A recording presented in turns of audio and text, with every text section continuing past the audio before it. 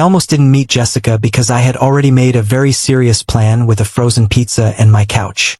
That was my whole Friday night. No backup plan, no maybe later, no we'll see.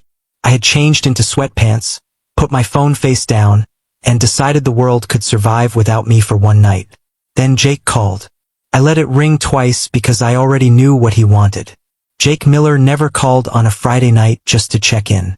He called when he had decided my life needed improvement. I picked up and said, "No."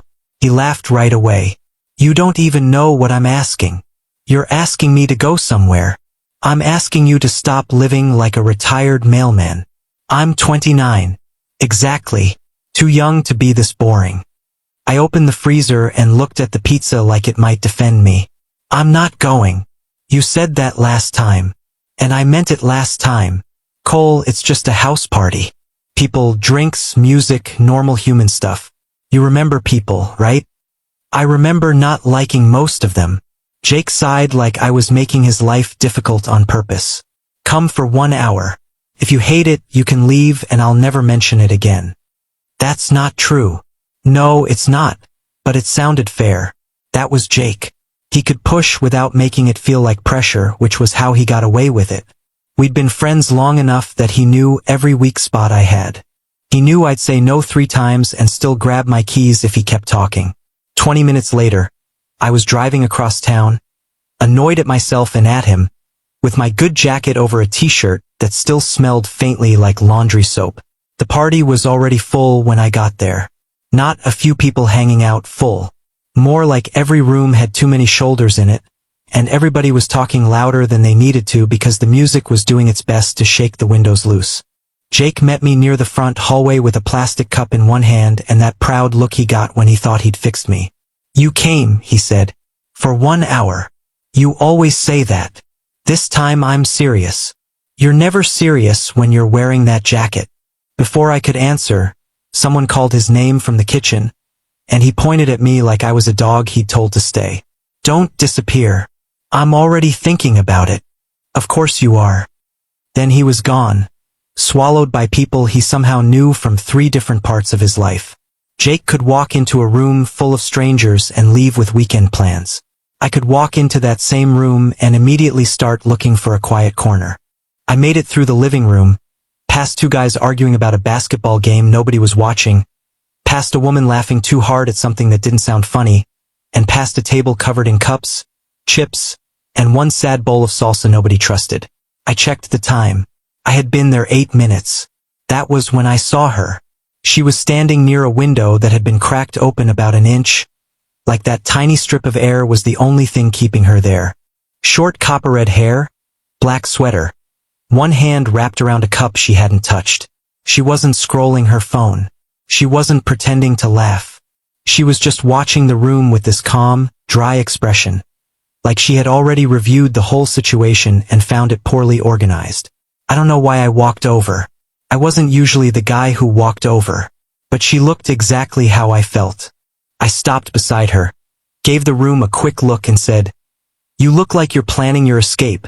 She turned her head slowly, like she'd been expecting someone to say something dumb and was deciding whether mine counted. "I've been planning it since I arrived," she said. "I promised someone I'd stay an hour. That's a dangerous promise." "I know. I was younger then." "When was that?" 43 minutes ago. I smiled before I could stop myself. "So you're almost free." "Almost. Unless someone starts a group game. Then I'm leaving through the window." I glanced at the window. "It opens 1 inch. I'm motivated." That was the first time she smiled. Not big. Not like she was trying to be charming. Just enough to make me feel like I'd passed some small test. "I'm Cole," I said. "Jessica." No last name. I didn't ask. At the time, it felt normal. At the time, a lot of things felt simple because I didn't know enough yet. We stood there for a few minutes, talking over the music. Not the usual party talk either. No forced "what do you do" opener, no fake excitement. She asked me if I knew half the people there, and I said I barely knew the one who dragged me there. "Same," she said. "I'm here because I owed someone a favor." "That sounds worse than friendship." "It can be." I laughed and she looked pleased with herself. She had this way of answering that made me want to ask another question. Not because she gave away everything, but because she didn't. She said she had recently come back to the city. She said she was between things, which could have meant work, family, life, or all of it. I didn't push. Something about her made me feel like pushing would end the conversation, and I didn't want that. After a while, someone turned the music even louder, and Jessica looked toward the ceiling like she was asking it for patience. "You want air?" I asked. "I've wanted air since I walked in." We stepped outside onto the front steps, and the night felt quiet even though we could still hear the party behind us. There were a few people smoking near the driveway, a couple arguing softly by a parked car, and the porch light buzzing above our heads. Jessica sat on the second step. I sat beside her, leaving enough space so it didn't feel like a move. For some reason, it was easier out there. She asked what I did, and I told her about my job in the least boring way I could, which was still probably boring. She listened anyway, not with that polite nod people do while waiting to talk about themselves. She actually listened. Then she said, "Do you like it?" "My job." "Your life." That made me look at her. She didn't seem embarrassed by the question. She just waited. "I don't know," I said. "Most days I think I'm doing fine. Then sometimes I get this weird feeling like I'm passing through my own life instead of living in it." She nodded once like that made sense to her. "I took a road trip last year," she said. "By myself. No real plan. Just drove until I got tired of a place. Then moved on." That sounds either peaceful or terrible. It was both. She turned the cup in her hands. I wanted to know what I was like without everyone else's opinion nearby. That line stuck. I didn't know why yet, but it did. Maybe because she said it like it had cost her something to learn. We stayed on those steps way past her promised hour. Way past mine too. People came in and out behind us. Jake opened the door once, saw me sitting with her, raised his eyebrows like an idiot, and disappeared again before I could throw something at him. Jessica noticed. "Your friend?" she asked. "Unfortunately, he looks proud. He thinks he invented social interaction. Maybe he did. You were hiding indoors before this, weren't you?" I looked at her. "That obvious? You have the energy of a man who was stolen from a couch." I laughed harder than I meant to. By the time she finally stood up, the party had thinned a little and the night had gotten colder. She pulled her sleeves over her hands and looked toward the street. "My hour is officially over," she said. "By a lot. I'm very committed. To escaping? To being technically honest." I wanted to ask for her number, but for once I didn't want to ruin a good thing by grabbing at it too fast. So I just stood there with my hands in my jacket pockets and said, "It was nice meeting you, Jessica." She watched me for a second, like she could tell I had almost said more. "Nice meeting you too, Cole." Then she walked down the path and out toward the cars, copper hair catching the porch light for a second before she was gone. I drove home telling myself it had been one strange good conversation. That was all. People had those sometimes. You met someone for a night, talked like it mattered, then went back to your normal life. I was halfway through reheating the pizza I had abandoned when my phone buzzed. Unknown number. The message said, "I stayed 7 minutes past the hour. I expect credit for that." I stood there in my kitchen, microwave humming, smiling at my phone like an idiot. Then another message came in. "This is Jessica, by the way. In case you meet a lot of women escaping through windows." I typed back only the motivated ones. For the first time all night, I was glad Jake had ignored me when I said no. A few days after the party, Jessica texted me like she had never disappeared into the night and left me standing there thinking about her. It was Tuesday, middle of the afternoon, and I was at my desk pretending to care about a spreadsheet that had already won the fight. My phone lit up beside my keyboard. "Is that coffee place you mentioned real? Or were you trying to sound interesting?" I stared at the message longer than I should have. The coffee place was real. I had talked about it on the steps outside the party, this small spot near Maple and Ninth that made strong coffee and had tables that rocked if you leaned on them wrong. I didn't think she'd remember. I typed, "It's real." But sounding interesting was also part of the plan. She answered fast. Dangerous. Now I have to test both. I leaned back in my chair and tried not to smile like a man who had just been handed exactly what he wanted. I wrote, I can take you there Thursday. For almost a full minute, nothing came back. That minute felt longer than it had any right to feel. Then she said, Thursday works. But if the coffee is bad, I'm judging your entire personality. I told her that was fair. Thursday came slowly. I caught myself thinking about it at random times, which annoyed me because I like to believe I was steadier than that. I had met her once. One conversation. A few texts. That was not enough to start acting like a teenager checking his phone in grocery store lines. But that was exactly what I did. We met outside the coffee place at 4. She was already there when I arrived, leaning against the brick wall with a denim jacket over a dark dress and boots that looked worn in, not decorative. Her copper-red hair was tucked behind one ear, and she was watching traffic like it was mildly disappointing. You're early, I said. So are you. I was trying to look casual. You parked too fast. I looked back toward my car. You saw that. You took the corner like the coffee was running away. I laughed, and just like that, the awkward part was over. Inside, the place was half empty. A couple of college kids had books spread across a table. An older man sat by the window with a newspaper folded into perfect squares. The espresso machine made angry little sounds behind the counter. Jessica ordered black coffee. I ordered the same, even though I usually took cream because apparently I was not above trying to seem tougher than I was. She noticed. You don't drink it black. I do today. That's not the same thing. No, but I'm committed now. She gave me a small smile and carried her cup to a corner table. We talked for almost 2 hours. It should have felt like too much for a weekday afternoon, but it didn't. She told me she had come back to the city recently, after being away for a while. When I asked where she'd been, she listed places instead of explaining the reason. Arizona for a few months. Oregon for a little.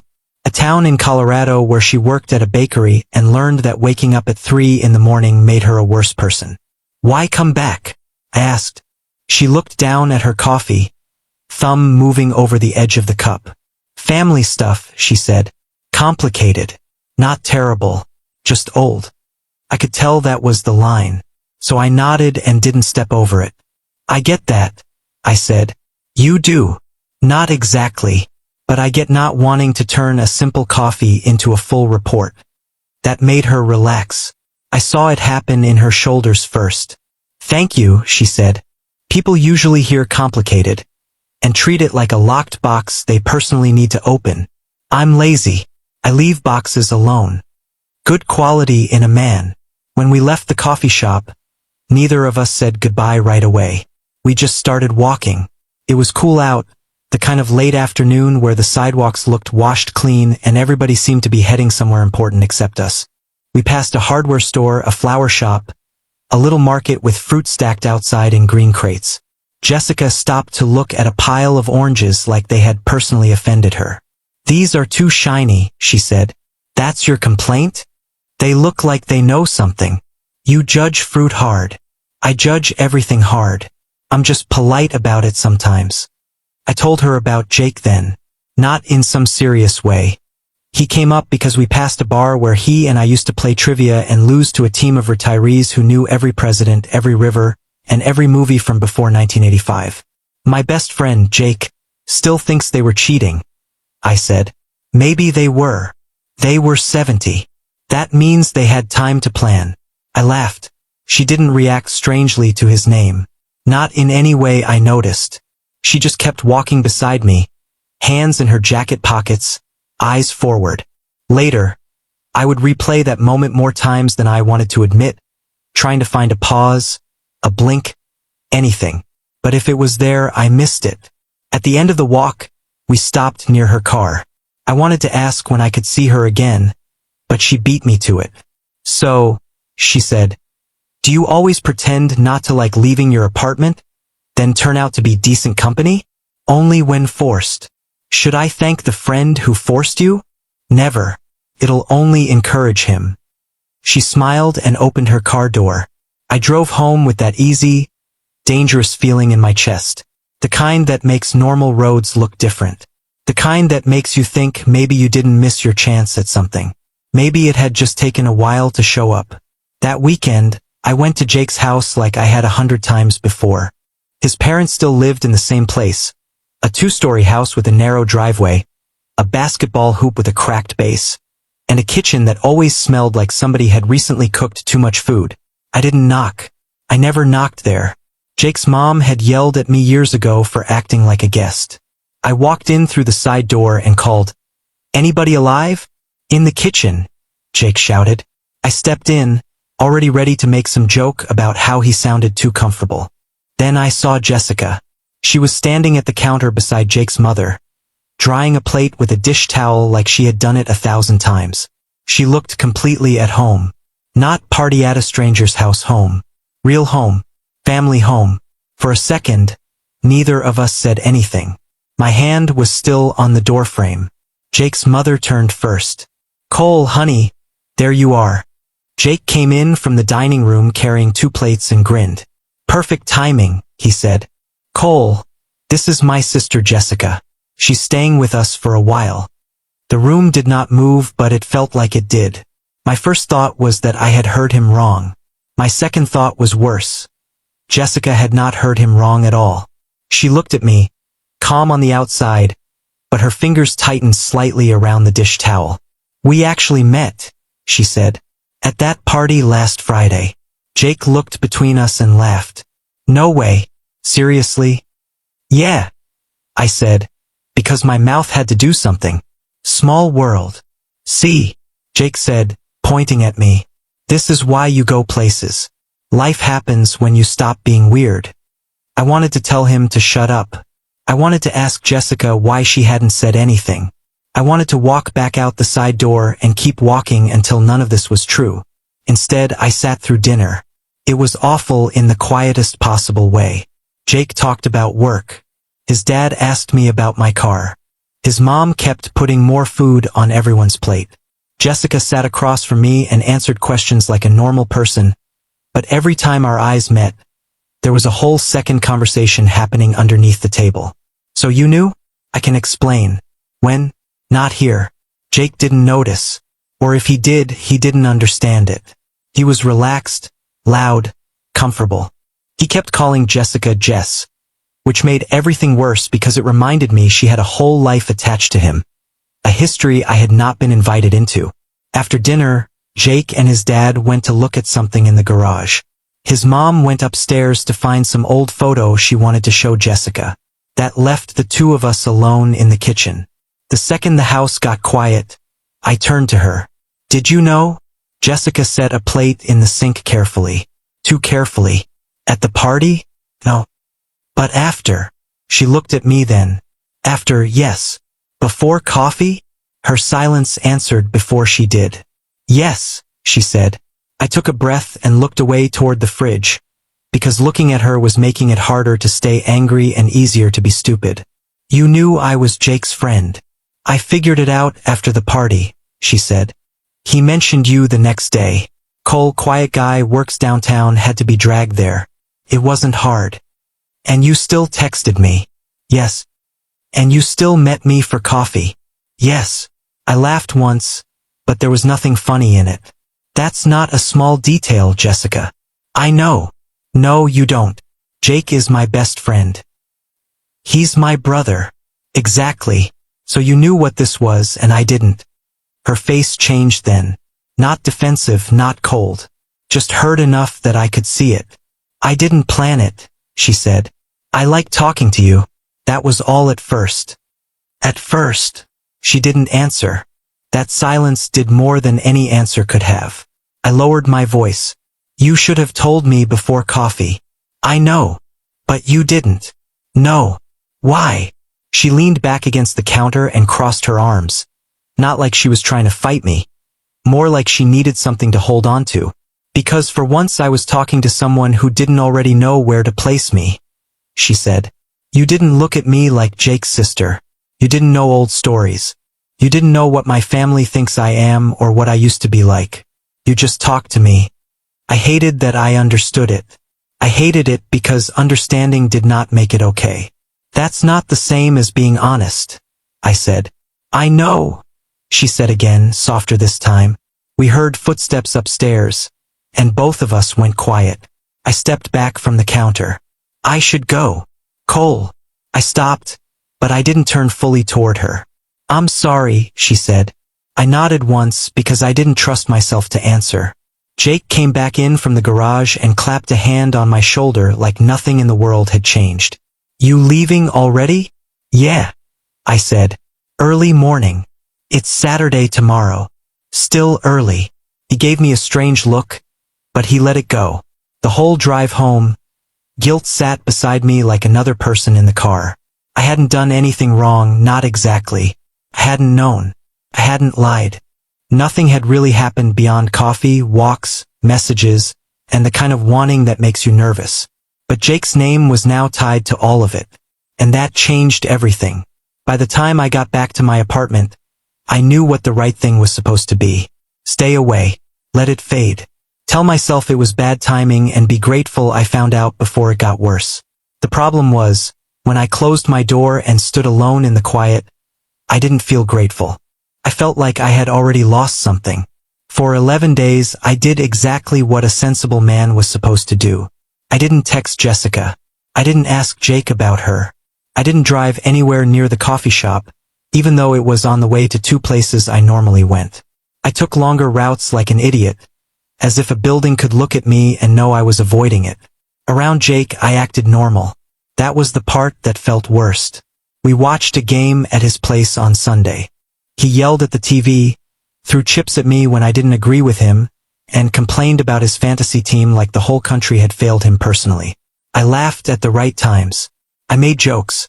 I leaned back on his couch like I had not stood in his kitchen 3 nights earlier with his sister looking at me like she wanted to explain and didn't know how.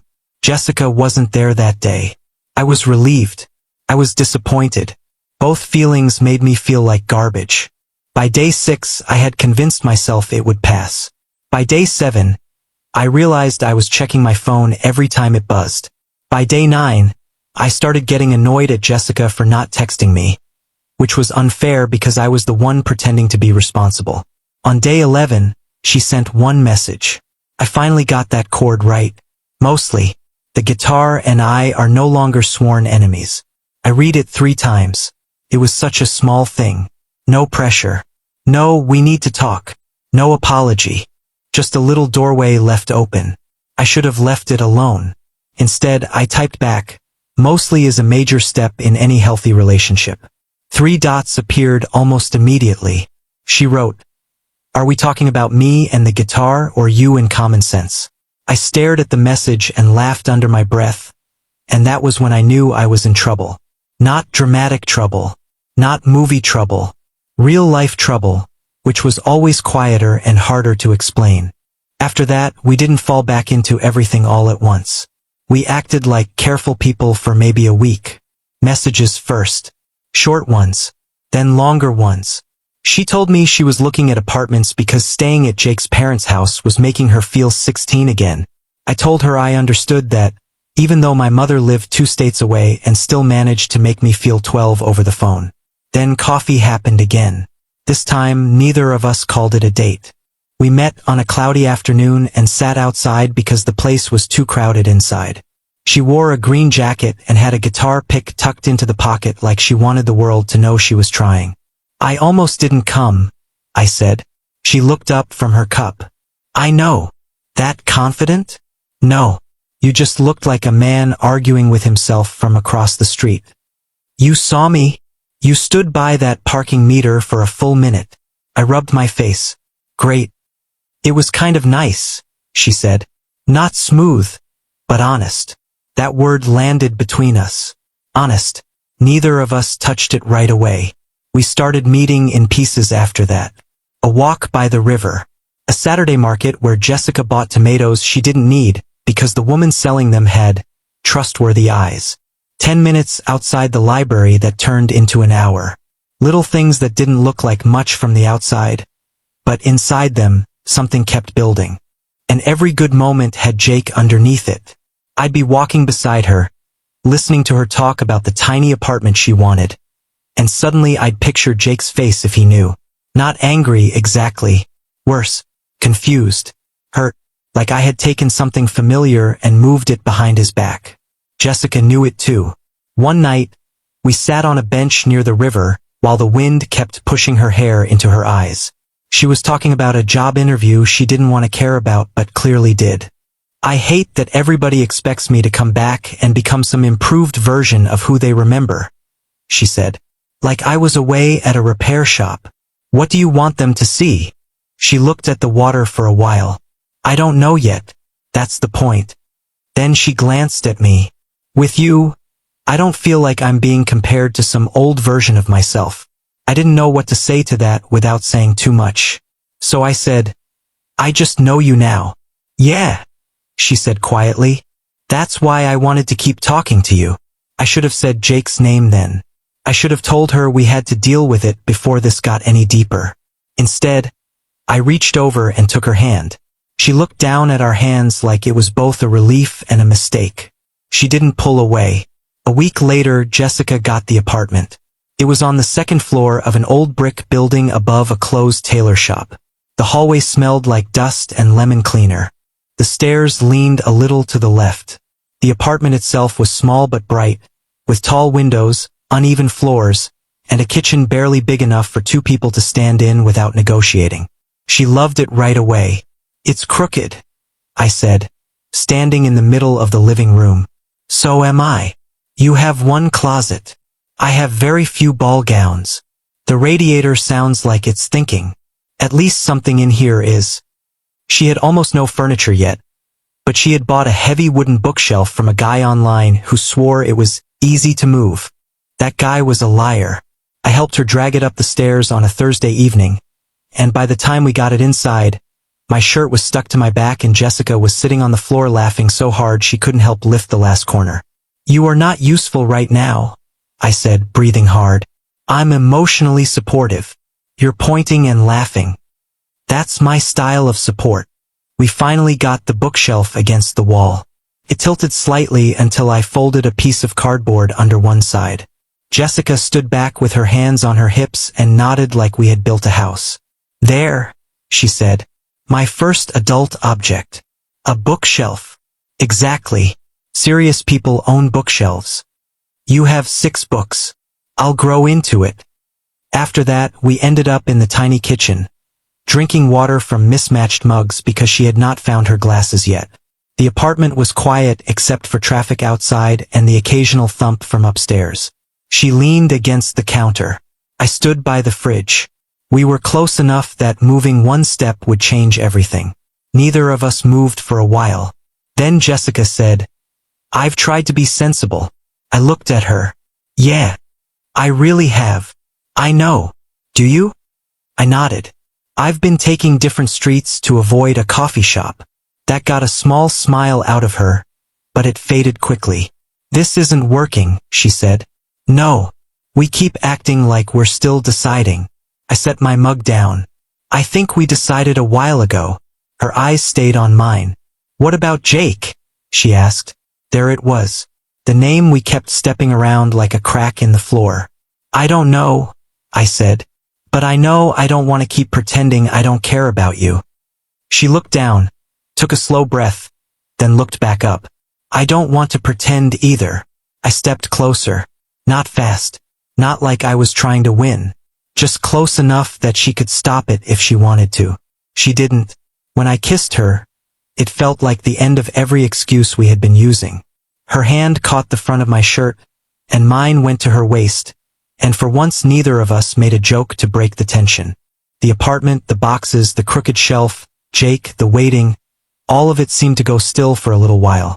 Later, we sat on the floor near the bookshelf, backs against the wall. A blanket pulled around us because the radiator had apparently stopped thinking and quit altogether. Jessica rested her head on my shoulder. What are we going to do about Jake? She asked. The room felt different after she said it.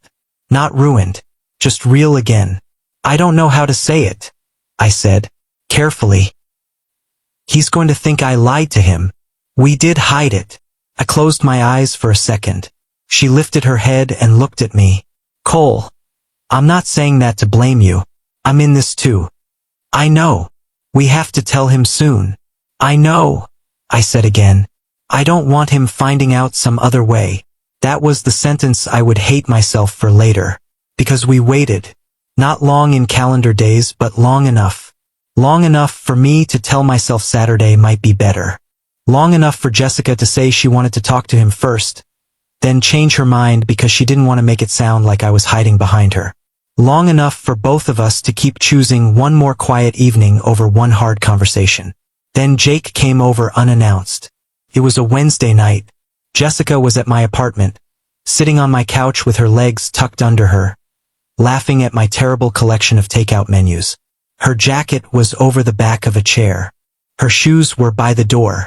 When someone knocked, I thought it was my neighbor. I opened the door. Jake stood there holding a six-pack. Figured you were home, he said. Then his eyes moved past me.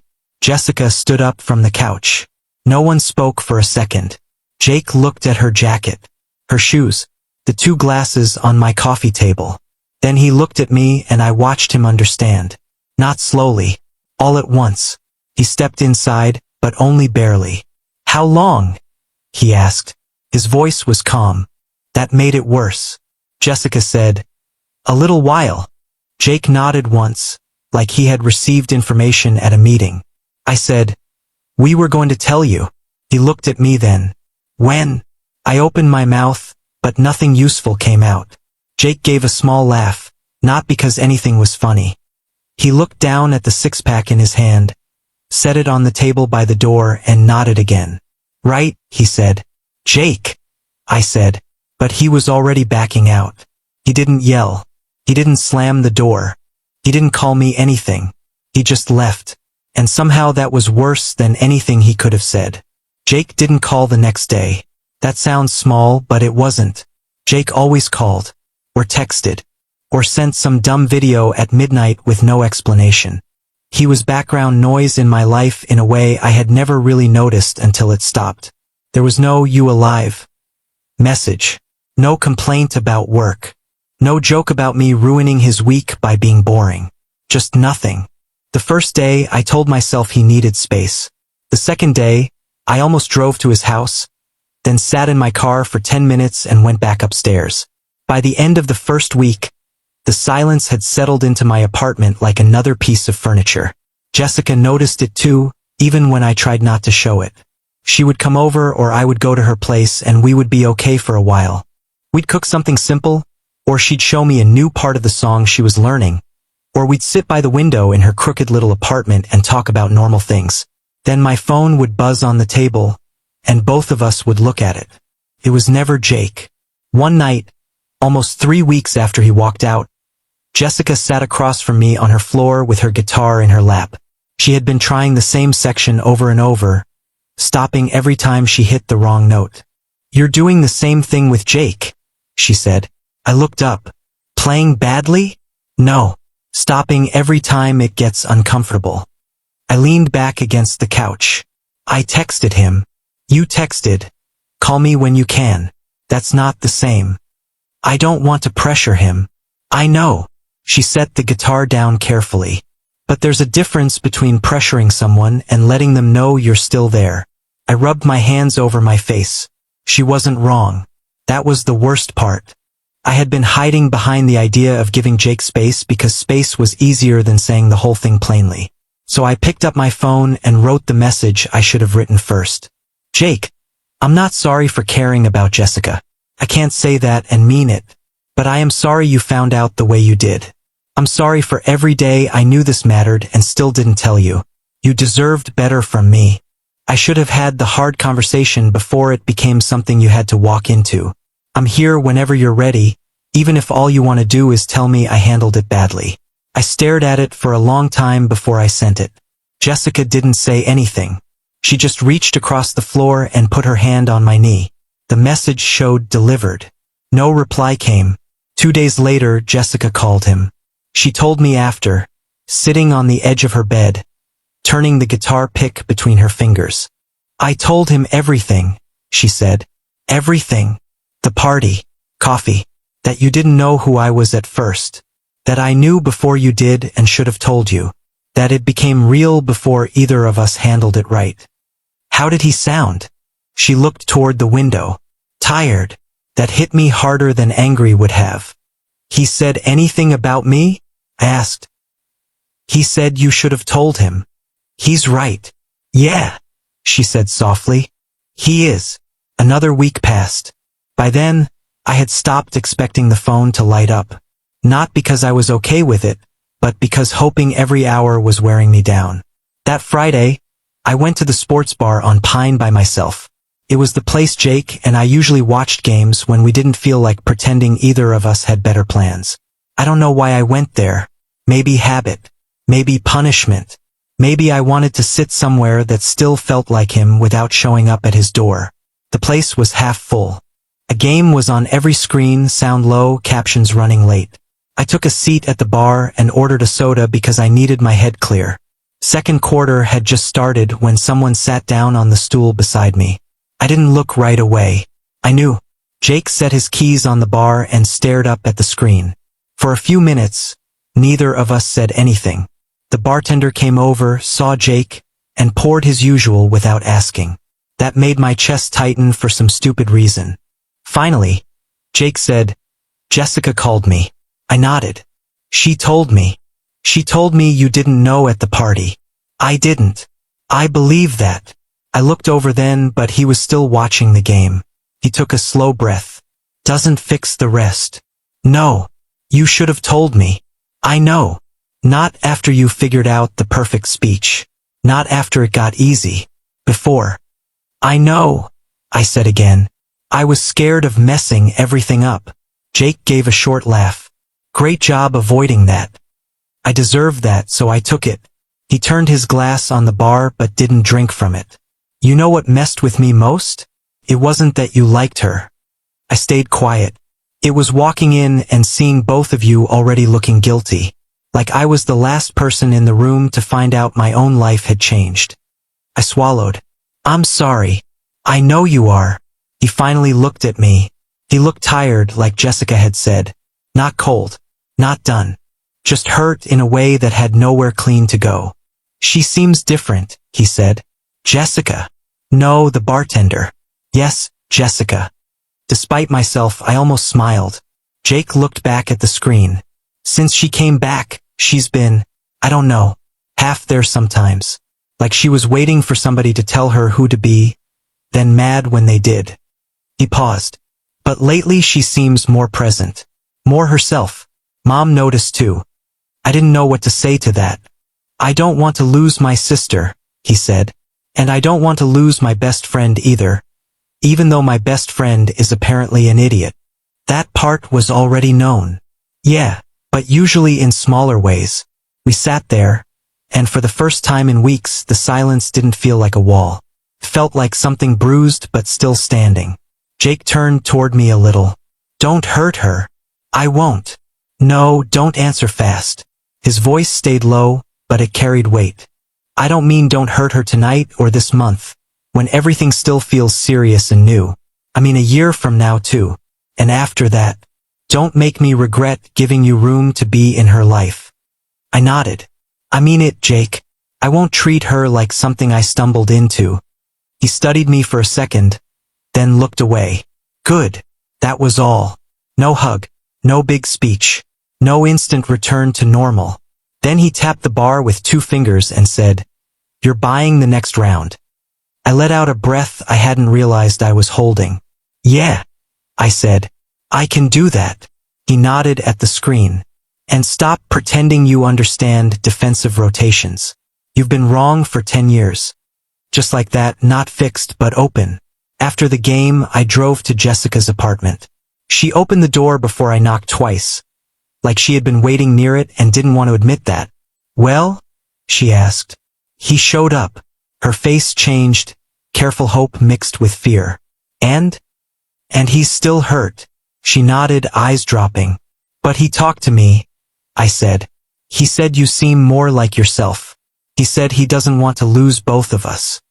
She leaned against the doorframe and closed her eyes for a second. That sounds like Jake.